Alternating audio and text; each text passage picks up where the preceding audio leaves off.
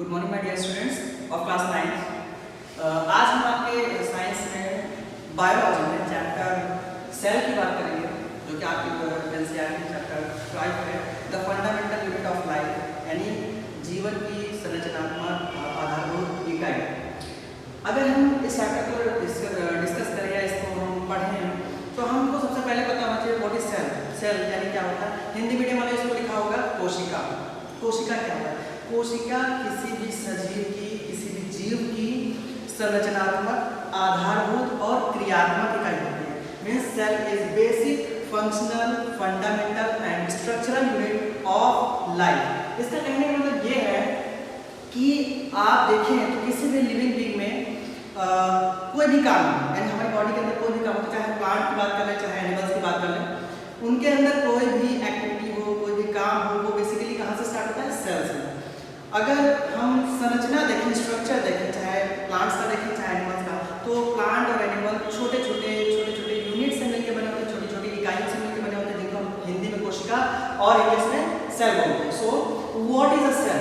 Cell is the fundamental, structural and functional unit of all living organism, यानी सभी सजीवों की fundamental, आधारभूत, structural संरचनात्मक एंड फंक्शनल क्रियात्मक यूनिट का मतलब इकाई। जैसे फॉर एग्जांपल आप अगर एक कमरे का एग्जांपल है, ये कमरा जिसमें कि आप बैठे हो वो किससे मिलकर बना होता है? छोटी छोटी ईंटों से मिलकर बना होता है।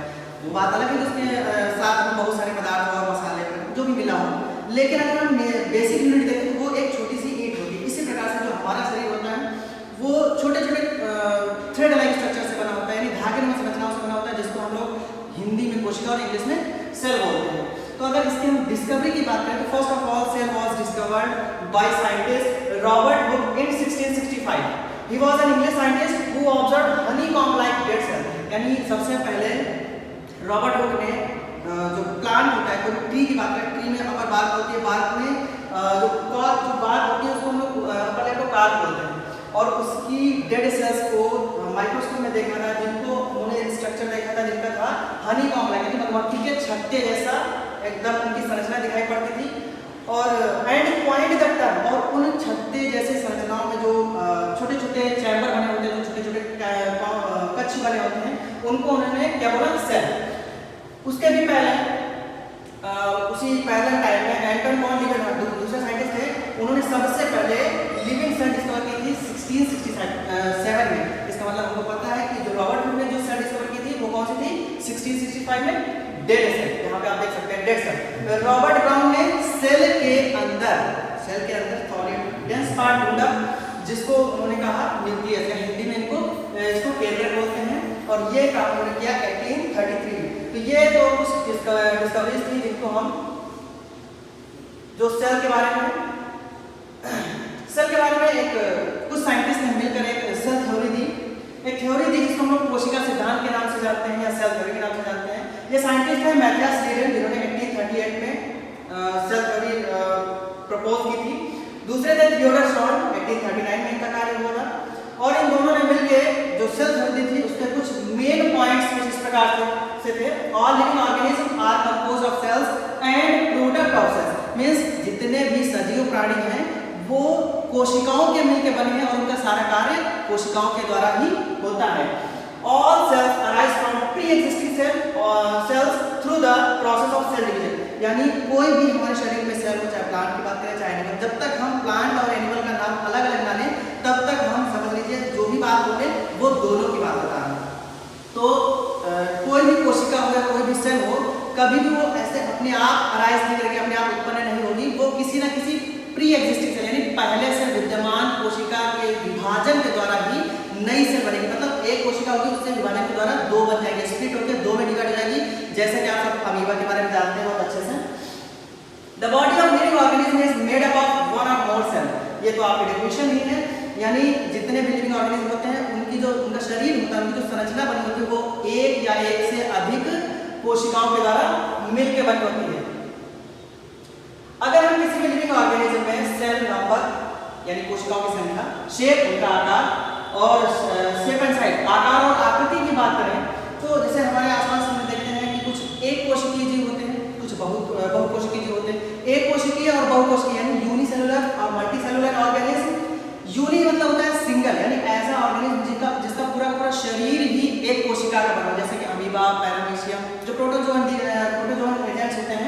उनको हम लोग बेसिकली यूनिसेलुलर ऑर्गेनिज्म बोलते हैं, क्योंकि उनका पूरा शरीर ही एक कोशिका का बना होता है। यानी unicellular organism with single cell capable of independent existence and carries all function. यानी कि यूनिसेलुलर ऑर्गेनिज्म में जो एक कोशिका होगी वो एक कोशिका ही सारे फंक्शन परफॉर्म करने के लिए कैपेबल होगी, यानी सारे कार्य करने के लिए सक्षम होगी, like digestion, excretion, respiration, growth and reproduction. या फिर इनको यूनिसेलुलर को हम लोग क्या बोलते हैं, एसेलुलर। एग्जांपल्स में आपके अमीबा या यूरिना, ठीक है। मल्टीसेलुलर ऑर्गेनिज्म आप खुद का एग्जांपल ले सकते हैं, organism with more than one sales.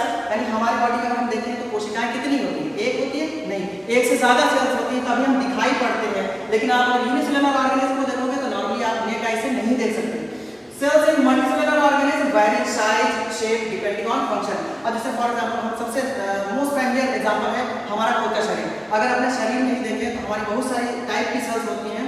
जैसे आप हमारी बोन सेल्स ले सकते हैं, अस्थि कोशिकाएं, आप प्रजनन कोशिका ले सकते हैं जिनको हम शुक्राणु और अंडाणु बोलते हैं, या फिर इंग्लिश में स्पर्म एंड ओवम बोलते हैं। आप न्यूरॉन सेल, नर्व सेल ले सकते हैं, यानी तंत्रिका कोशिका जिसको हम कहते हैं।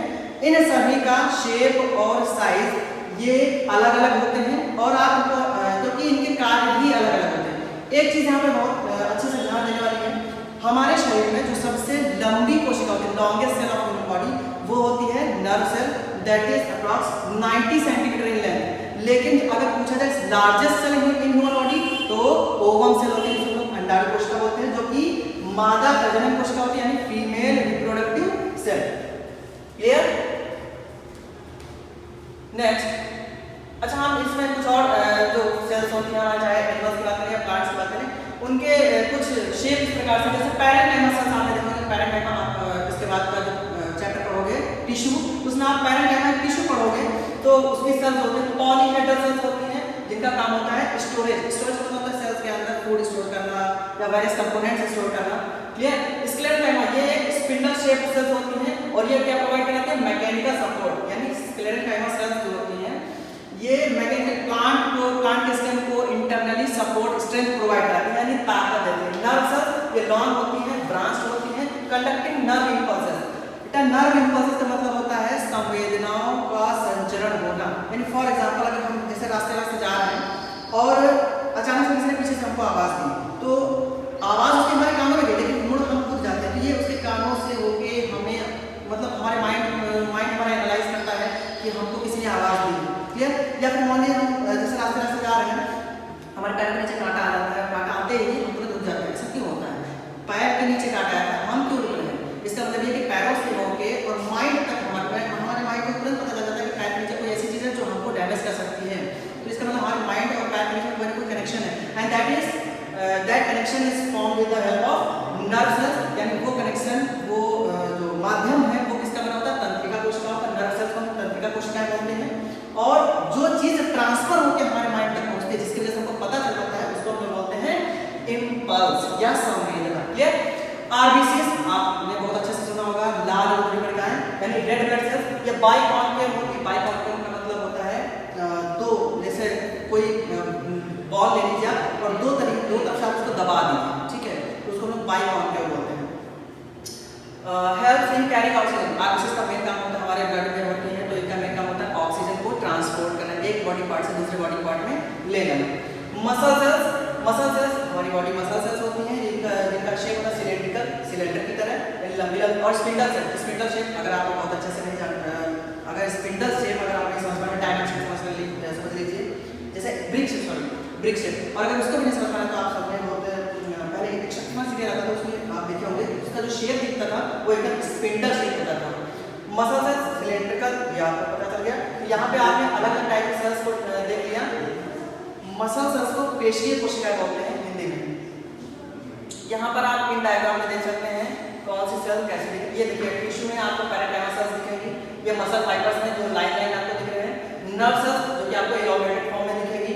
रेड ब्लड सेल्स जो कि आप देख रहे हैं ना एकदम गोल और बाइकॉन्केव होती हैं। स्क्लेरेंकाइमा सेल्स जो होती हैं वो सिलेंड्रिकल होगी, लेकिन ये हार्ड की वजह से ये मैकेनिकल सपोर्ट प्रोवाइड करेंगे, ठीक है। नाउ अगर हम साइज की बात करें, वैरीज फ्रॉम फ्यू माइक्रॉन, यानी अगर हम सेल के वेरिएशंस की बात करें, सेल साइज की बात करें, तो ये कुछ माइक्रॉन से लेके और कुछ सेंटीमीटर तक की सेल्स होती हैं। जैसे सबसे अगर स्मॉलेस्ट लिविंग सेल की बात करें तो PENO, pleuro pneumonia like organism, जो कि माइक्रोप्लाज्मा होता है, 0.1 मिली माइक्रॉन का होता है। लार्जेस्ट लिविंग सेल की बात करें, सबसे बड़ी कोशिका की, देखिए सबसे छोटी कोशिका जो होती है उसको PENO होता है, pleuro pneumonia like organism. Clear? इसमें इसका साइज होता है 0.1 माइक्रोमीटर होता है। क्लियर? लार्जेस्ट लिविंग सेल यानी सबसे बड़ी लिविंग सेल की बात करें तो अच्छा अभी हमने बताया था कि ओवम सेल होती है, वो मानव शरीर में होती है, लेकिन अगर हम ओवरऑल सबसे बड़ी सेल की बात करें ये कितनी होती है? एग, क्या होता है? एग ऑफ एन ऑस्ट्रिच यानी शुतुरमुर्ग का अंडा, जिसके डायमीटर के 170 to 180 mm diameter. Clear? Bacteria की सेल अगर देखें तो 0.1 टू 0.5 माइक्रोमीटर की होती है, और स्ट्रैंड टाइप ऑफ फाइबर की बात करें up to 60 centimetre in length ये होता है। यानी स्ट्रैंड टाइप ऑफ जो टिश्यू होता है, इसकी जो तंतु होते हैं, धागे, इनकी अगर हम लंबाई देखें तो मैक्सिमम आपने झूठ देखा होगा जिससे रस्सियां बनाई जाती हैं, तो स्ट्रैंड टाइप ऑफ के जो धागे होते हैं उनकी मैक्सिमम लंबाई कितनी होती है? 60 centimetre length. So in this slide you can easily understand that various type of cells have various diameter and various shape and size. After that, we will have a look of cell structure and function. What is the structure of cell and what are functions of cell? तो सबसे पहले अगर हम cell के structure की बात करेंगे, कोशिका की संरचना की बात करेंगे तो cell has non living outer layer.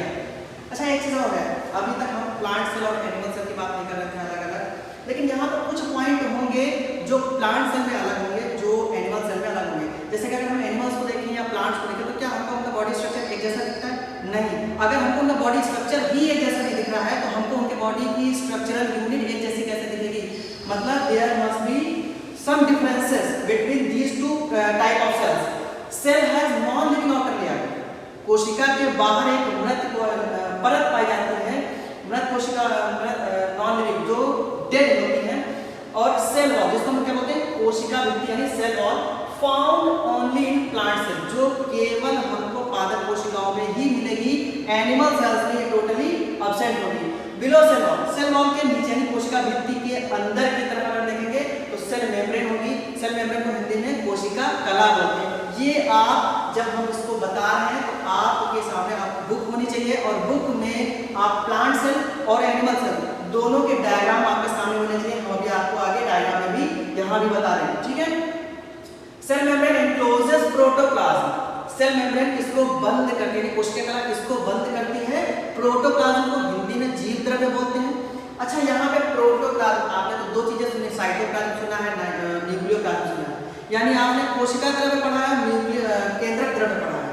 देखिए ध्यान से, कोशिका की संरचना देखिए, उसके अंदर एक लिक्विड पाया जाता है, जो भी सेमी सॉलिड लिक्विड हो उसको हम लोग कोशिका द्रव्य कहते हैं। लेकिन उसके अंदर कोशिका के अंदर केंद्रक होता है, जहाँ न्यूक्लियस होता है, तो न्यूक्लियस के अंदर का लिक्विड बाहर के लिक्विड से थोड़ा सा ज्यादा कॉन्सेंट्रेटेड होता है, डेंस होता है, और उसको हम क्या कहते हैं? केंद्रक द्रव्य यानी न्यूक्लियोप्लाज्म। और साइटोप्लाज्म और न्यूक्लियोप्लाज्म यानी कोशिका द्रव्य और केंद्रक द्रव्य, इन दोनों को मिलाकर हम क्या कहते हैं? प्रोटोप्लाज्म, एंड इसको हिंदी में बोलेंगे जीव द्रव्य। क्लियर? तो protoplasm has semi-fluid matrix called cytoplasm and large membrane bound structure called nucleus. Nucleus के अंदर जो भी लिक्विड होगा वो न्यूक्लियोप्लाज्म कहलाएगा। तो प्रोटोप्लाज्म टोटली क्या है? साइटोप्लाज्म और न्यूक्लियोप्लाज्म दोनों का कॉम्बिनेशन है। क्लियर? साइटोप्लाज्म में अगर हम देखें, it has many membrane bound organelles, कई सारे कोशिका बंधित कला बंधित कोशिकाएं होते हैं। कोशिका के अंदर कुछ अलग अलग आप पार्ट देखेंगे जिनका एक अलग अलग फंक्शन होता है। जैसे हमारे शरीर के अंदर बहुत सारे हाथ हैं, उनका काम कुछ और है, पैर है, उनका काम कुछ और है। इसी प्रकार से अगर आप एक कोशिका की स्ट्रक्चर देखेंगे, सेल स्ट्रक्चर देखेंगे, तो उसमें पाए जाने वाले अलग अलग पार्ट्स को अलग अलग कार्यों के आधार पर उनका नाम दिया गया, उनके कार्य अलग अलग हैं। तो हम लोग नॉर्मली उनको क्या बोलते हैं? कोशिकाएं बोलते हैं हिंदी में, और इंग्लिश में बोलते हैं cell organelles. Clear? Cytoplasm has many membrane bound organelles like endoplasmic reticulum, Golgi body. Endoplasmic reticulum को हम हिंदी में बोलते हैं अंतर्द्रव्यी जालिका, गोल्जी बॉडीज यानी गोल्जी काय, माइटोकॉन्ड्रिया आपने बहुत अच्छे से नाम पढ़ रखा है, प्लास्टिड्स इसको लवक बोलते हैं, एंड वैक्यूल्स यानी रिक्तिकाएं। Clear? They also have non membrane bound structure. अच्छा कुछ ऐसे स्ट्रक्चर होते हैं जिनके बाहर की तरफ कला पाई जाती है, कुछ ऐसे होते हैं जिनके बाहर की तरफ कला यानी दीवार नहीं पाई जाती है। ये सारे कोशिकांग कोशिका के अंदर होते हैं और न्यूक्लियस के बाहर होते हैं, ठीक है। तो जिनमें कोशिका कला पाई जाए वो कोशिका बंधित यानी मेम्ब्रेन बाउंड बोलेंगे, वो ये होते हैं। और जिनमें कोशिका कला नहीं पाई जाती है उनको नॉन मेम्ब्रेन बाउंड बोलेंगे या कोशिका बंधित बोलेंगे। और वो क्या क्या है, राइबोसोम और centrosome. Cytoplasm without cell organelles are called cytoplasm. अगर हम कोशिका के अंदर जो भी लिक्विड है, कोशिका द्रव्य है, उसमें से कोशिकांगों को निकाल दें तो सिर्फ और सिर्फ लिक्विड बच जाएगा, तो हम उसको उस कंडीशन में क्या कहेंगे, साइटोसोम कहेंगे। क्लियर।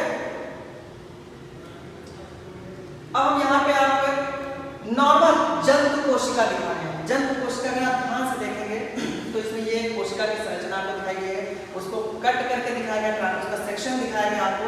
तो देखिए ये बाहर की तरफ संरचना दिखाई पड़ रही है, एक ब्लू कलर की आपको दीवार दिख रही होगी, ये है आपकी सेल मेम्ब्रेन जिसको हम प्लाज्मा मेम्ब्रेन बोलते हैं। क्यों? क्योंकि सेल के अंदर यहाँ पे सारा का सारा लिक्विड भरा होगा, लिक्विड को हम लोग प्लाज्मा कहते हैं। क्लियर। तो प्लाज्मा के बाहर की कला यानी प्लाज्मा मेम्ब्रेन या कोशिका कला बोलते हैं इसको, ठीक है। बीच में आप देखें बॉल जैसा स्ट्रक्चर आपको दिख रहा है, ये केंद्रक होता है, न्यूक्लियस बोलते हैं। और भी बहुत सारे आपको यहाँ पे पार्ट्स दिख रहे हैं, तो इन सभी पार्ट्स को हम लोग अलग अलग नाम देखें तो माइटोकॉन्ड्रिया हुआ, माइक्रोट्यूब्यूल्स हुए, अंदर लाइसोसोम होंगे। इन सभी का डिस्कशन हम आगे करेंगे कि कौन कौन से पार्ट्स होते हैं और उनका कार्य क्या होता है। लेकिन इस व्यू में आप देख सकते हैं यहाँ पर जो बहुत सारे पार्ट्स दिख रहे हैं, इनको हम लोग एक साथ मिला के कोशिका बोलेंगे या सेल ऑर्गेनेल्स बोलेंगे। क्लियर। ये जंतु कोशिका की एक चीज देखने वाली है, यहाँ पर इस नॉर्मल जो आपकी ब्लू कलर की दीवार है इसका कोई क्लियर शेप नहीं है, कहीं पर देखो इरेगुलर है, कहीं पर कंटिन्यू है, ठीक है। और इसके बाहर की तरफ आपको कोई भी रिजिड वॉल यानी कठोर वृत्ति नहीं दिखाई पड़ रही है, इसलिए हमको पता चला था कि ये एनिमल सेल है, this is not a plant cell. अब अगर हम प्लांट सेल की बात करें तो आप अपने बुक में भी अगर देखेंगे प्लांट सेल, तो प्लांट सेल में जो सबसे बाहर की जो दीवार होती है वो काफी रिजिड होती है, हार्ड होती है, और इसको हम लोग सेल वॉल बोलते हैं। तो इस स्लाइड में आपको दिखाई पड़ेगा पादप कोशिका और जंतु कोशिका के बीच में कुछ अंतर दिखाने हैं। हिंदी में हम बोलते जाएंगे, आप लोग नोटबुक में साथ रखिए और उनको नोट करते जाइए। तो इधर के जो अंतर है वो प्लांट सेल के हैं और उधर वाले एनिमल सेल यानी जंतु कोशिका के। प्लांट सेल का हम देखें तो present in plant cell but absent in animal cell. अच्छा, प्लांट सेल की बात हम करें तो प्लांट सेल में कौन कौन सी चीजें जो मेन है वो प्रेजेंट होती हैं लेकिन एनिमल सेल में नहीं होती हैं। इधर वाले हम जो नाम लिखे हैं वो एनिमल सेल में है लेकिन प्लांट सेल में नहीं है। तो कौन कौन सी चीजें, सेल वॉल यानी कोशिका भित्ति प्लांट सेल में है लेकिन एनिमल सेल में नहीं मिलेगी।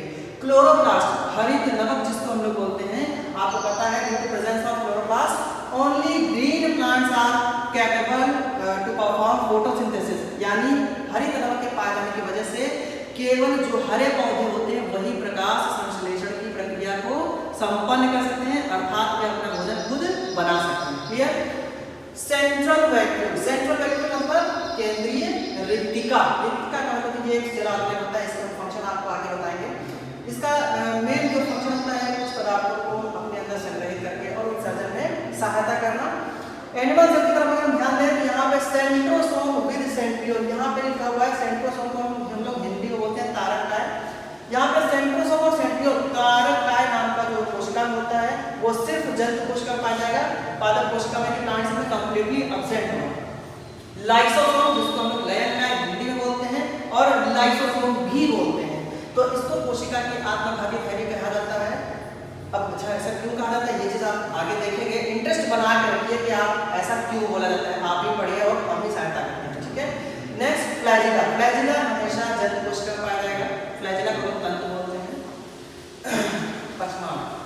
और इस तरीके से जो फ्लैजिला होगा वो जंतु कोशिका में पाया जाएगा और प्लांट कोशिका में नहीं पाया जाएगा।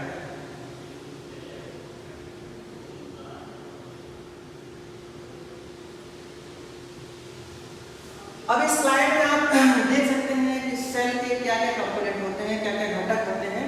तो इस स्लाइड्स तक आई थिंक ऊपर तक अभी हमने आपको जो भी बता रखा है difference between plant and animal cell, यानी पादप कोशिका और जंतु कोशिका में जो सामान्य अंतर होते हैं ये चीज हमने बता रखी है।